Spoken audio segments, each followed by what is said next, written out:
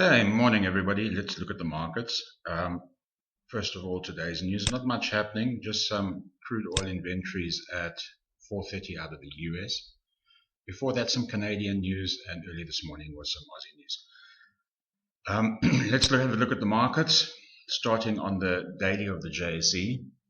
We've had this ABC up on the daily and potentially now A, B, C down. This is still very much a question mark. We can still go up. Levels to watch on the daily on this stochastic is watch this 80 level. See if it breaks is important, or if it turns here and comes down in important. But we'll only see that tonight. For a little bit of a more detailed picture, let's look at the hourly, where we've got this potential A, B in the blue for a C down. Now, this fib here is a fib from the highest point, where my zero is, to the A. So that's high to low. Retracement at the moment, 61.8% of that.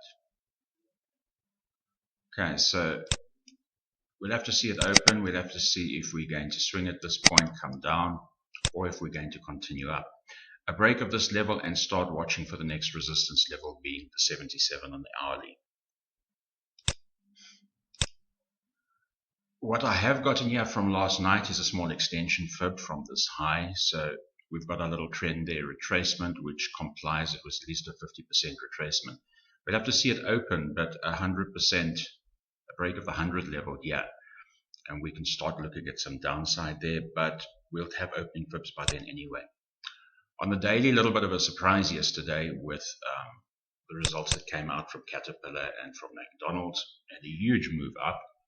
And at the moment, sitting very close with the high low there as well, at about a 77% retracement. A break of that, and we should see 89. So on the hourly as well, we've had this ABC up in the red. I'm expecting some downside into a B. This labeling has changed, and then eventually a C up there.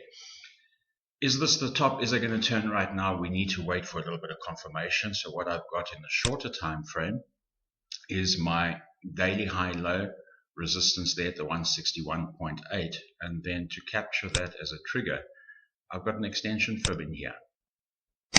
So an extension fib trend retracement with very close to between 77 and 89% retracement there. So once again, a break of the 100 to the downside. And we want to aim for the 127, 161. A close above the zero here, and that would no longer be valid.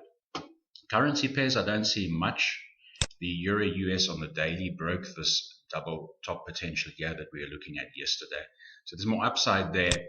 And the monthly high low suggests a target of 1.10156, the 127, and a break of that, the 161. On the hourly, the weekly high low, current resistance, you can see it there, and we just have to watch this carefully today, is the 200 level of the weekly high low. And you can see there the possibility here of a double top. So I'm watching that. I'm watching it's double top, so it's a slight divergence coming off the stochastic, but starting to identify now this stochastic comes down through the 50 here on the Euro US.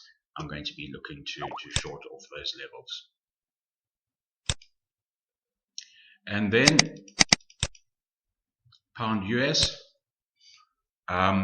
Here's our monthly high low, very close to the 161.8 target. On the hourly,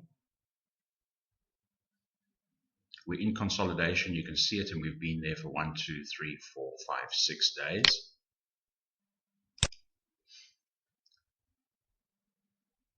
And then pound yen, that is moving up significantly. There you can see we've reached target of the 161.8 yesterday on the monthly high low. On the hourly, very close to the 161.8 target of the weekly high low. So all of these, I'm waiting for setups now. Pound US, particularly a breakout of consolidation.